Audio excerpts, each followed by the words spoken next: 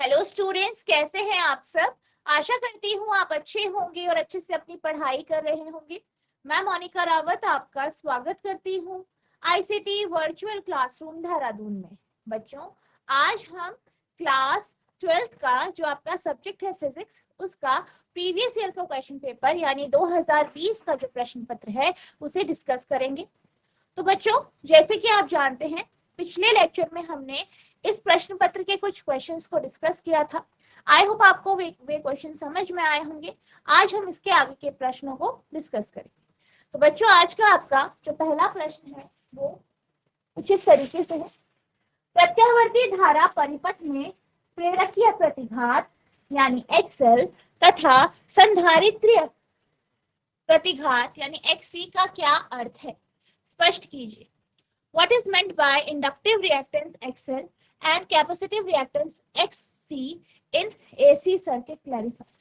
तो यहाँ पे क्या कहा गया है, यहाँ पे ये कहा गया है कि जो प्रत्यावर्ती धारा परिपथ होता है यानी एसी सर्किट जो होता है, परिपथ में प्रेरकीय प्रतिघात का जो हम कॉन्सेप्ट पढ़ते हैं जिसे हम एक्सेल से डिनोट करते हैं, तथा संधारित्र्य प्रतिघात जिसे हम एक्सी से डिनोट करते हैं, इसका मतलब क्या है आपको इसको क्लैरिफाई करना। अब जैसे कि हम जब धारा की बात करते हैं, प्रत्यावर्ती धारा की जब हम बात करते हैं, एसी सर्किट्स के बारे में बात करते हैं, तो हमने ऐसे सर्किट्स पढ़े हैं जिसमें आपका रेजिस्टर यानी प्रतिरोध लगा हो, दूसरा कैपेसिटर यानी संधारित्र लगा हो, तीसरा इंडक्टर, ठीक है, यानी प्रेरक लगा हो।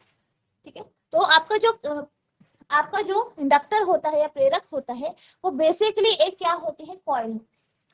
अब जो रेजिस्टेंस या जो प्रतिरोध विद्युत धारा के लिए या एसी सर्किट में एसी पावर के लिए या विद्युत धारा के लिए जो प्रतिरोध आपका रेजिस्टर यानी जो आपका प्रतिरोध है ये उत्पन्न करता है, जो उसे हम क्या कहते हैं, रेजिस्टेंस कहते हैं। ठीक है, जो आपका प्रतिरोध उत्पन्न करता है वो क्या कहलाता है, प्रतिरोध। इसी तरीके से आपके जो सर्किट में कैपेसिटर और इंडक्टर लगे होते हैं, संधारित्र और प्रेरक लगे होते हैं, ये भी क्या करते हैं, ये भी सर्किट में प्रतिरोध उत्पन्न करते हैं। यानी जब इनसे जो है करंट या एसी धारा को प्रवाहित किया जाता है तो ये दोनों जो आपके कंपोनेंट है ये इसकी धारा का प्रतिरोध करते हैं। अब इनके द्वारा जो प्रतिरोध उत्पन्न किया जाता है उसको हम रिएक्टेंस या प्रतिघात कहते हैं। क्या कहते हैं, प्रतिघात कहते हैं। तो वह प्रतिरोध जो एक कैपेसिटर या संधारित्र के द्वारा उत्पन्न होता है इसे हम संधारित्रीय प्रतिघात या कैपेसिटिव रिएक्टेंस कहते हैं। वहीं अगर हम बात करें इंडक्टर की, ठीक है, इंडक्टर की, प्रेरक की, तो इसके द्वारा जो प्रतिरोध विद्युत धारा के लिए या एसी सर्किट में एसी करंट के लिए किया जाता है उसे हम जो है प्रेरकीय प्रतिघात कहते हैं। इनको हम एक्सी और एक्सएल से डिनोट करते हैं। एक्सी क्या दर्शाता है, संधारित्रीय प्रतिघात को, यानी वह रिएक्टेंस या वह प्रतिरोध जो आपका संधारित्र के माध्यम से उत्पन्न होता है। और अगर हम प्रेरक की बात करें, प्रेरक के द्वारा जो प्रतिघात या जो आपका जो है जो प्रतिरोध उत्पन्न किया जाता है वो आपका प्रेरकीय प्रतिघात कहलाता है। ठीक है, तो यहाँ पे ये आपके होते हैं। अब जैसे अगर हम रजिस्टर की बात करें, प्रतिरोध की बात करें, ठीक है, तो इस यहाँ पे आपका जो प्रतिरोध होता है उसकी यूनिट क्या होती है, ओम होती है। ठीक है, और ये क्या करता है, ये धारा के फ्लो को, धारा के प्रवाह को रोकता है, उसके विरुद्ध कार्य करता है। इसी तरीके से जो आपका कैपेसिटिव रिएक्टेंस है यानी संधारित्रीय प्रतिघात और प्रेरकीय प्रतिघात यानी इंडक्टिव रिएक्टेंस है, ये भी बिल्कुल उसी तरीके से कार्य करते हैं जैसा आपका रेजिस्टेंस करता है, ये रजिस्टर करता है। तो इनकी भी जो है वो आपकी ओम होती है। ठीक है, यहाँ पे आप आर से डिनोट करते हैं रेजिस्टेंस को, प्रतिरोध को। यहाँ पे आपका एक्सी होता है किसके लिए, संधारित्रीय प्रतिघात के लिए, और एक्सएल किसके लिए डिनोट करते हैं, आपका प्रेरकीय प्रतिघात। ठीक है, तो इनके द्वारा जो धारा के लिए प्रतिरोध उत्पन्न किया जाता है उनको हम रिएक्टेंस कहते हैं। प्रेरक के लिए प्रेरकीय प्रतिघात और संधारित्र के लिए संधारित्रीय प्रतिघात। ठीक है, ठीक है। अब हम देख लेते हैं कि आप इसका आंसर किस तरीके से लिखेंगे। पहला है इंडक्टिव रिएक्टेंस यानी प्रेरकीय प्रतिघात। Inductive reactance is meant by obstruction initiated by inductors to the current flow from an AC circuit। ठीक है, तो यहाँ पे इंडक्टिव रिएक्टेंस क्या होता है, प्रेरकीय प्रतिघात क्या होता है, इसका अर्थ है ऑब्स्ट्रक्शन यानी रुकावट। वह रुकावट जो किसके कारण होता है, इंडक्टर्स या प्रतिरोध या आपका प्रेरक के द्वारा होता है। किसके लिए, एसी सर्किट में जो धारा प्रवाहित हो रही है उसके लिए, उसी को हम इंडक्टिव रिएक्टेंस कहते हैं। नेक्स्ट है capacitive reactance is meant by the obstruction initiated by the capacitor to the current flow from AC circuit। अगर हम कैपेसिटिव रिएक्टेंस की बात करें, संधारित्रीय प्रतिघात की बात करें, तो ये क्या है, ये एक प्रकार का रुकावट है। ठीक है, रुकावट है जो किसके द्वारा उत्पन्न की जाती है, कैपेसिटर संधारित्र के द्वारा उत्पन्न किया जाता है। किसके लिए, एसी सर्किट के में जो करंट या धारा प्रवाहित हो रही है उसके। Reactance is meant by the obstruction caused by the inductor to the current flow from AC circuit। इसी तरीके से अगर हम रिएक्टेंस या प्रतिघात की बात करें तो प्रतिघात क्या होता है, ये भी क्या है, रुकावट है जो इंडक्टर या कैपेसिटर यानी प्रेरक या संधारित्र उत्पन्न करते हैं। किसके लिए, धारा के प्रवाह के।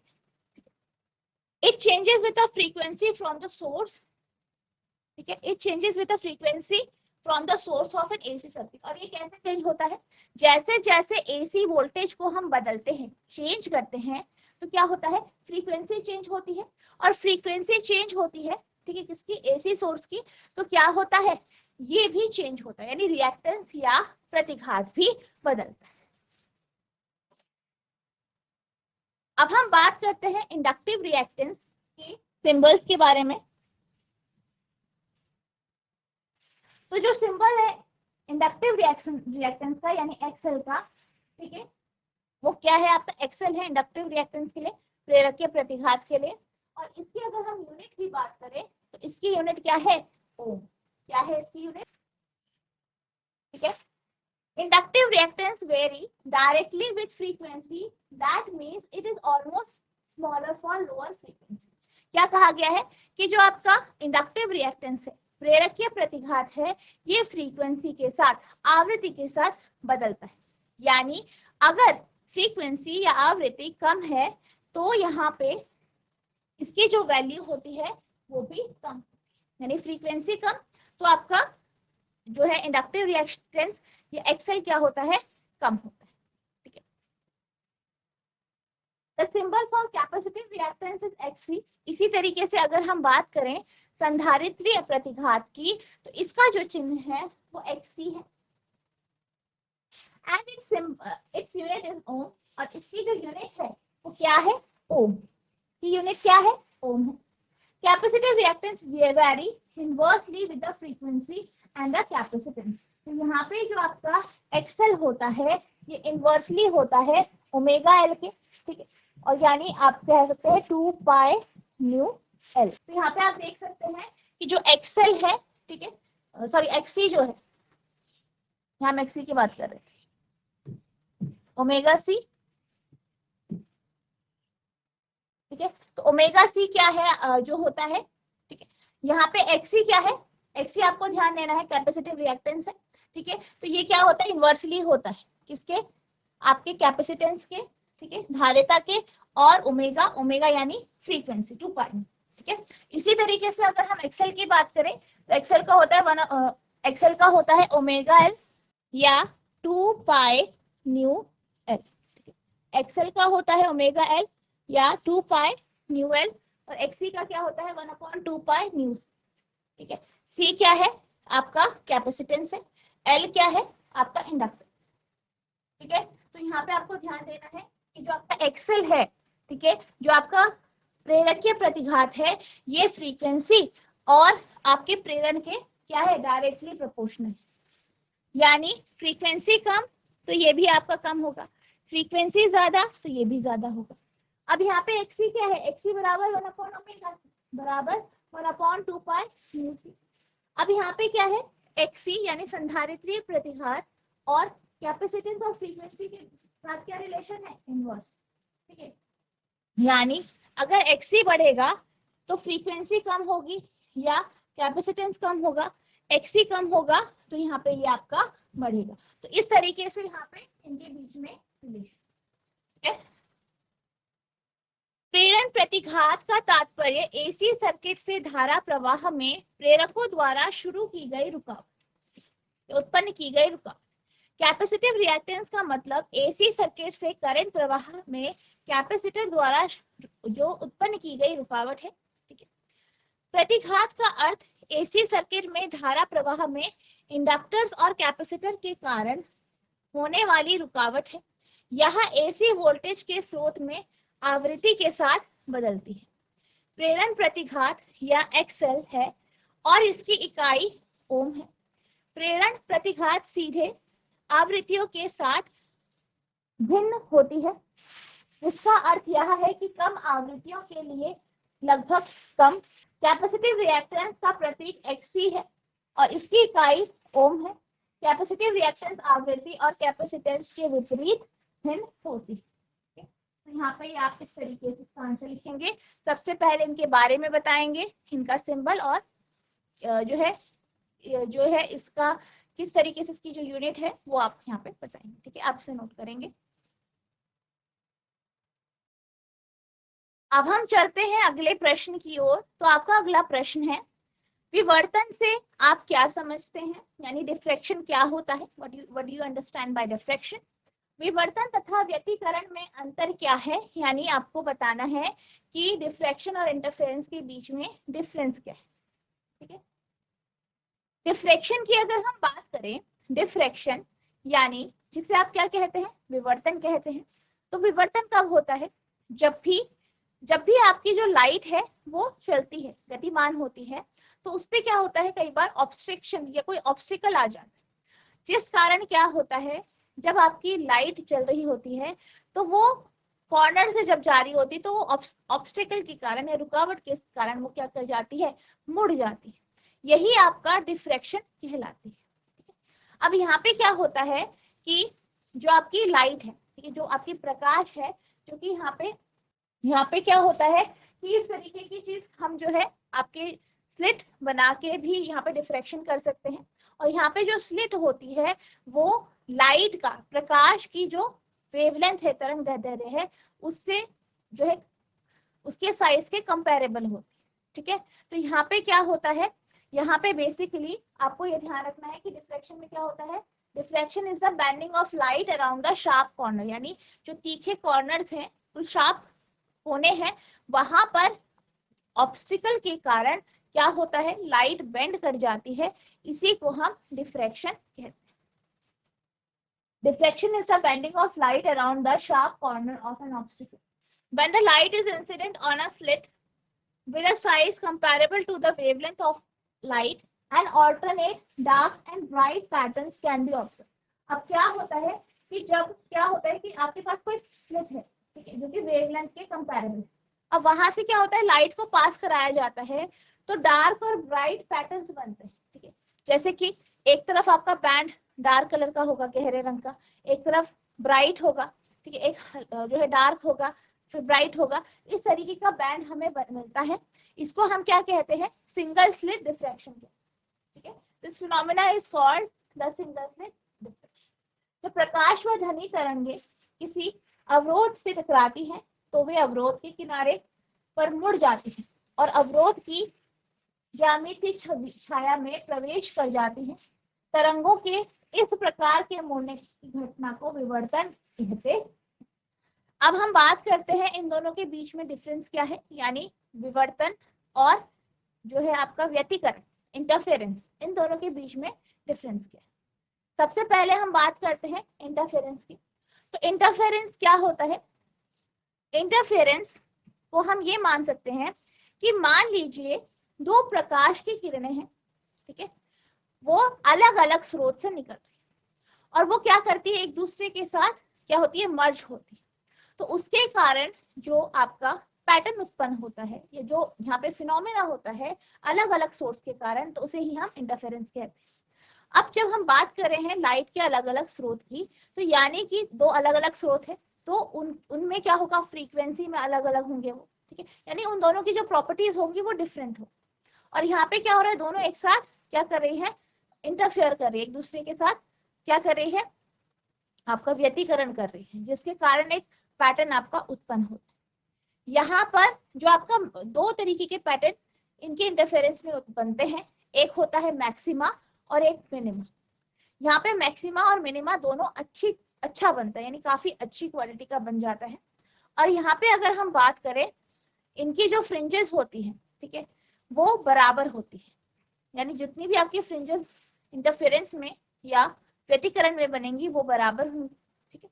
अब हम बात करते हैं डिफ्रैक्शन की। तो डिफ्रैक्शन में क्या होता है, यहाँ पर भी क्या है, जो आपकी वेव्स हैं वो बेसिकली हमने बेसिक कॉन्सेप्ट क्या पढ़ा कि यहाँ पे जो आपकी ऑब्स्टिकल है या जो आपका अवरोध है, कॉर्नर में अवरोध होता है, जिसके कारण क्या होता है, जो प्रकाश की किरणें हैं वो क्या कर जाती है, मुड़ जाती है। अब यहाँ पे क्या होता है, यहाँ पे जो आपका डिफ्रैक्शन होता है वो बेसिकली सेकेंडरी वेव्स के कारण होता है।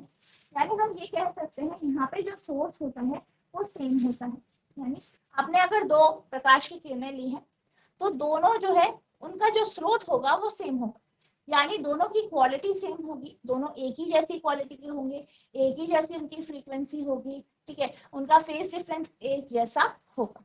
अब इसी तरीके से अगर हम बात करें, इनमें जो मैक्सिमा और मिनिमा जो बनते हैं वो काफी पुअर क्वालिटी के होते हैं, यानी खराब होते हैं, जबकि इंटरफेरेंस में या व्यतिकरण में काफी अच्छा होता है, ठीक है। नेक्स्ट है कि अगर हम फ्रिंजेस की बात करें तो फ्रिंजेस बराबर नहीं बनते, ठीक है, जो यहाँ पे जो है पैटर्न जो बनेगा वो बराबर फ्रिंजेस का नहीं बनता, बल्कि अलग अलग जो है जो है आपके बैंड्स का बनता है, ठीक है। तो यहाँ पे ये आपका ऐसे, अब हम देख लेते हैं कैसे आप लिखेंगे।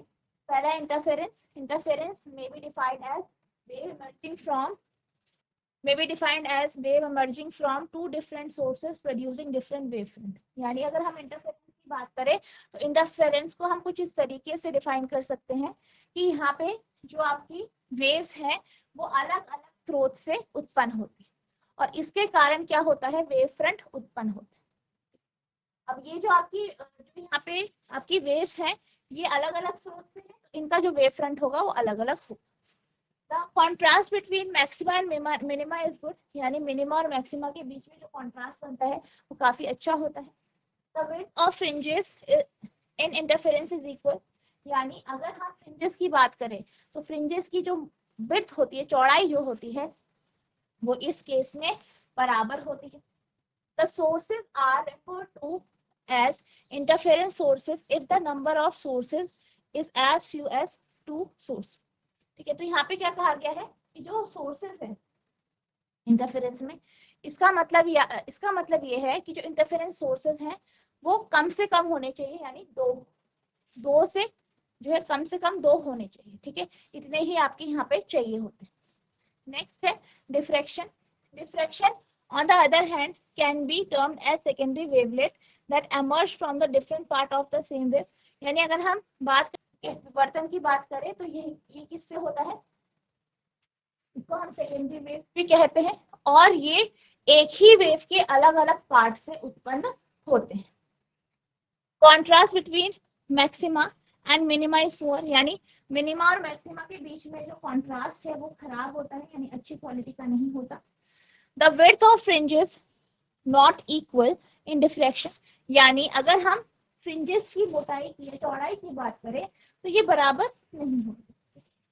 The number of sources is more than two the sources and are referred to as diffraction sources। ठीक है, तो यहाँ पे अगर हम सोर्सेस की बात करें, स्रोतों की बात करें, तो जो स्रोत है वो दो से ज्यादा होते हैं, ठीक है, यहाँ पे स्रोत आपके क्या होते हैं, दो से ज्यादा हो सकते हैं, ठीक है, तो ये आपका यहाँ पे डिफरेंस है। विवर्तन और व्यतिकरण के बीच अंतर। पहला है व्यतिकरण। व्यतिकरण को दो अलग अलग स्रोतों से गलने वाली तरंगों के रूप में परिभाषित किया जा सकता है, जो अलग अलग तरंग फ्रंट उत्पन्न करती है। मैक्सिमा और मिनिमा के बीच अंतर बहुत अच्छा है। ठीक है, व्यतिकरण में फ्रिंजों की चौड़ाई बराबर होती है। यदि स्रोतों की संख्या दो स्रोत जितने कम हो तो स्रोतों को व्यतिकरण स्रोत कहते हैं। विवर्तन, दूसरी ओर विवर्तन को द्वितीयक तरंग कहा जाता है, जो एक ही तरंग के विभिन्न भागों से निकलती है। मैक्सिमा और मिनिमा के बीच में अंतर खराब है। विवर्तन में फ्रिंजों की चौड़ाई समान नहीं है। यदि स्रोतों की संख्या 2 से अधिक है तो स्रोत विवर्तन स्रोत कहा जाता है। ठीक है, तो ये यहाँ पे हमारा डिफरेंस है। ठीक है, अंतर है किसके बीच में, व्यतिकरण और आपका विवर्तन के बीच में। ठीक है, आप इसे नोट करें। अब हम चलते हैं अगले प्रश्न की ओर। तो आपका अगला प्रश्न है, किसी धातु के कार्य फलन से आप क्या समझते हैं, यानी what do you understand by work function of metal. यानी जो आपका मेटल होता है, जो धातु होता है, इसके कार्य फलन से या वर्क फंक्शन से आप क्या समझते हैं। आइंस्टाइन के प्रकाश विद्युत समीकरण को समझाइए, यानी आपको क्या बताना है, फोटो इलेक्ट्रिक इक्वेशन बतानी। तो सबसे पहले हम बात करते हैं फोटो इलेक्ट्रिक वर्क फंक्शन या कार्यफलन। जब भी हम कार्यफलन की बात करते हैं तो कार्यफलन क्या है, वो मिनिमम एनर्जी है जिसके कारण क्या होगा, आपका जो है फोटोन इजेक्ट होगा या आपके इलेक्ट्रॉन जो है मेटल की या धातु की सतह से बाहर निकले। जैसे कि आप जानते हैं कि फोटोइलेक्ट्रिक इफेक्ट में क्या होता है, आपके पास एक धातु की प्लेट है मान लीजिए, और यहाँ पे क्या किया जाता है, एक फ्रीक्वेंसी की जो है, एक फ्रीक्वेंसी या वेवलेंथ की जो है यहाँ पे वेव डाली जाती है। अब यहाँ पे इसकी इस जो ये आपकी किरणें है, इसकी जो है फ्रीक्वेंसी जो है इतनी होनी चाहिए ताकि ये क्या हो जाए, आपके जो है यहाँ से इलेक्ट्रॉन या फोटोन जो है यहाँ पे इजेक्ट हो। तो ये जो प्रक्रिया है इसी को हम क्या कहते हैं, इसी प्रभाव को हम फोटो इलेक्ट्रिक प्रभाव। तो यहाँ पे क्या होता है, एक मिनिमम फ्रीक्वेंसी चाहिए होती है जिसकी वेव हम डालते हैं ताकि हमारे इलेक्ट्रॉन इजेक्ट हो, और इसको हम क्या कहते हैं, थ्रेशोल्ड जो है फ्रीक्वेंसी। ठीक है, यानी देहली आवृत्ति, क्या कहते हैं, देहली आवृत्ति। ठीक है, और वो कम से कम ऊर्जा जो कि हम यहाँ पे इस वेव के माध्यम से इस जो है मेटल की या धातु की सतह पर डाल रहे हैं, जिससे क्या हो रहा है, इलेक्ट्रॉन इजेक्ट होते हैं, इसको हम क्या कहते हैं, आपका वर्क फंक्शन। ठीक है, कार्यफलन। तो कार्यफलन क्या होता है, ये कम से कम ऊर्जा है जो कि यहाँ पे आपको जो है किरणों के माध्यम से जो है मेटल की या धातु की स्ट्रिप में डाला जाता है ताकि इलेक्ट्रॉन्स आपके इजेक्ट हो या जो आपके फोटोन है वो निकल सके, इलेक्ट्रॉन निकल सके। ठीक है, तो यहाँ पे ये आपका कार्यफलन। Photoelectric work function, photoelectric work function is the minimum energy required by a photon to eject an electron from the surface matter। यानी photoelectric work function क्या होता है, बेसिकली यह वह जो है कम से कम ऊर्जा है क्योंकि फोटोन्स को चाहिए होगी ताकि वो इलेक्ट्रॉन को सतह से निकाल सके या इजेक्ट कर सके। ठोस अवस्था भौतिकी में निर्वात में किसी ठोस से एक इलेक्ट्रॉन निकालने के लिए आवश्यक न्यूनतम ऊर्जा को ही उस ठोस का कार्यफलन यानी वर्क फंक्शन कहते हैं। नेक्स्ट है यहाँ पे आइंस्टाइन का जो है प्रकाश विद्युत प्रभाव। ठीक है, इसके बारे में हम बात कर लेते हैं। आइंस्टाइन ने बताया कि प्रकाश विद्युत प्रभाव के लिए अपतित फोटोन की ऊर्जा का मान धातु के कार्यफलन यानी वर्क फंक्शन और उत्सर्जित इलेक्ट्रॉनों की गतिज ऊर्जा के मान के योग के बराबर होना चाहिए। तो यहाँ पे आइंस्टाइन ने क्या कहा, आइंस्टाइन ने ये कहा कि जो फोटोन, ठीक है, जो फोटोन पड़ रहे हैं, जो वेव्स जो है आपके मेटल पे धातु पे पड़ रही है, ठीक है, उसकी जो ऊर्जा है, ठीक है, उसका कार्यफलन या उसकी जो कार्यफलन है वो इतना होना चाहिए कि जो उत्सर्जित इलेक्ट्रॉन की जो काइनेटिक एनर्जी है, ठीक है, उसके मान के या उसका जो योग है उसके बराबर। ठीक है, तो ये आपका क्या है, आइंस्टाइन का प्रकाश विद्युत प्रभाव। The photoelectric effect is a phenomena in which electrons are ejected from the surface of a metal when light is incident on it. तो ये वही कहा गया है कि जब भी हम क्या करते हैं, किसी फ्रीक्वेंसी की लाइट या प्रकाश या फोटॉन्स को धातु की सतह पर डालते हैं तो क्या होता है, यहाँ पे आपके इलेक्ट्रॉन्स जो है इजेक्ट होते हैं। इसी को हम क्या कहते हैं, फोटो इलेक्ट्रिक इफेक्ट यहाँ पे कहा जाता है। ठीक है, तो आपका फोटो इलेक्ट्रिक इफेक्ट क्या है, यह वह प्रक्रिया है जिसमें जो है किसी फ्रीक्वेंसी की जो लाइट है वो डाली जाती है किसी धातु की सतह पर, और इसके कारण क्या होता है, इलेक्ट्रॉन उत्सर्जित होते हैं। ठीक है, यहाँ पे ये आपका आंसर है, क्या आप इसे नोट करें।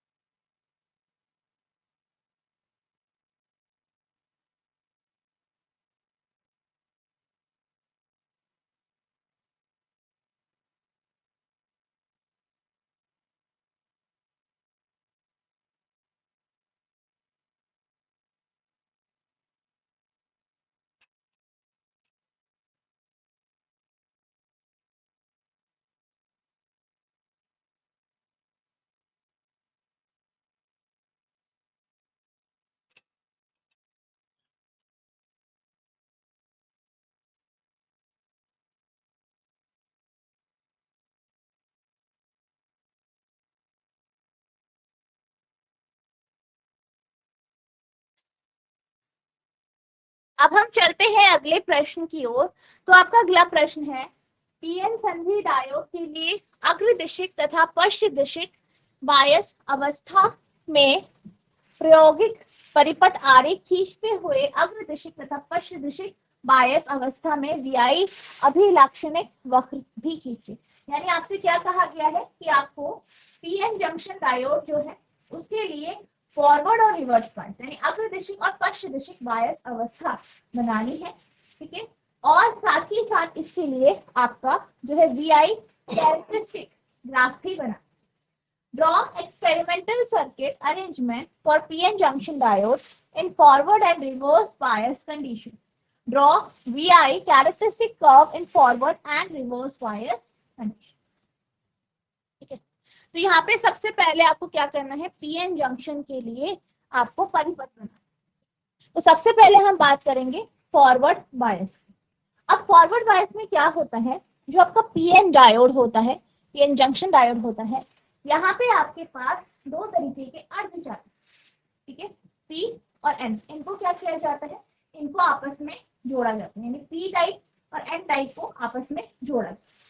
अब जैसे कि आप जानते हैं कि जो पी टाइप है उसमें होल्स की संख्या ज्यादा होती है, ठीक है, वहीं एन टाइप में इलेक्ट्रॉन या नेगेटिव चार्ज या ऋणात्मक ऋणावेश जो होते हैं उनकी संख्या ज्यादा होती है। अब फॉरवर्ड बायस में क्या किया जाता है कि जो पी पार्ट है उसे हम बैटरी के पॉजिटिव टर्मिनल से यानी धन टर्मिनल से जोड़ते हैं, वहीं आपका जो डायोड का नेगेटिव या एन पार्ट है उसे हम बैटरी के जो है नेगेटिव टर्मिनल से। यहाँ पे क्या होता है कि जो डायोड है, डायोड का जो पी वाला हिस्सा है, ठीक है, पी टाइप जो आपका सेमीकंडक्टर है, पी टाइप का या पी टाइप का जो आपका अर्धचालक है उसे बैटरी के पॉजिटिव टर्मिनल से यानी धन टर्मिनल से जोड़ा जाता है, और एन वाला जो हिस्सा है उसे नेगेटिव टर्मिनल से इस तरीके से जोड़ा जाता है। इस कंडीशन में ये जो सर्किट है ये फॉरवर्ड बायस का सर्किट है। ठीक है, क्या है ये, फॉरवर्ड बायस या अग्रदिशिक जो है सर्किट है। अब यहाँ पे क्या होता है, जैसे कि यहाँ पे आपके पास क्या है, ये पॉजिटिव, ठीक है, ये पॉजिटिव टर्मिनल है, ये नेगेटिव टर्मिनल है, यहाँ पे आपके क्या है, होल्स की अधिकता ज्यादा, यहाँ पे इलेक्ट्रॉनों की अधिकता ज्यादा। तो ये पॉजिटिव क्या करेगा, होल्स को, होल भी क्या है, पॉजिटिव है, तो आप ये जानते हैं कि जो सेम चार्ज होते हैं, एक जैसे आवेश होते हैं, वो एक दूसरे को रिपेल करते हैं। तो यहाँ पर भी यही होगा, ये जो पॉजिटिव जो सिरा है या जो आपका धन टर्मिनल है, वो क्या करेगा, वो यहाँ पे फोटॉन्स को रिपेल करेगा, फोटोन इधर की तरफ जाएंगे। वहीं यहाँ पे जो ये नेगेटिव वाला हिस्सा है या जो आपका ये ऋण टर्मिनल है, ये क्या करेगा, यहाँ के इलेक्ट्रॉनों को रिपेल करेगा। तो यहाँ के जो इलेक्ट्रॉन है वो इधर की तरफ मूव करेगा। क्या होता है, पॉजिटिव टर्मिनल है, यहाँ पे आपके होल्स हैं, तो ये होल्स क्या होते हैं, रिपेल होते हैं, क्योंकि दोनों पॉजिटिव है। ये नेगेटिव है, ये नेगेटिव है, तो ये रिपेल होते हैं। और ये सब क्या होता है, यहाँ पे आपके आपस में यहाँ पे आपके कंबाइन होते हैं, ठीक है। और यहाँ पे आपका जो है करंट का जो फ्लो है वो इस तरफ हो जाता है, ठीक है। तो यहाँ पे आपको ध्यान रखना है, जब भी हम बात करते हैं फॉरवर्ड बायस की, फॉरवर्ड बायस में जब भी आप सर्किट बनाएंगे तो पी टाइप को आप पॉजिटिव टर्मिनल, बैटरी के पॉजिटिव टर्मिनल से जोड़ेंगे। वहीं एन वाला जो हिस्सा है इसे आप बैटरी के नेगेटिव टर्मिनल से जोड़ें, ठीक है। तो ये आपका फॉरवर्ड बायस या अग्रदिशिक, अग्रदिशिक बायस की अवस्था है, ठीक है, अग्रदिशिक।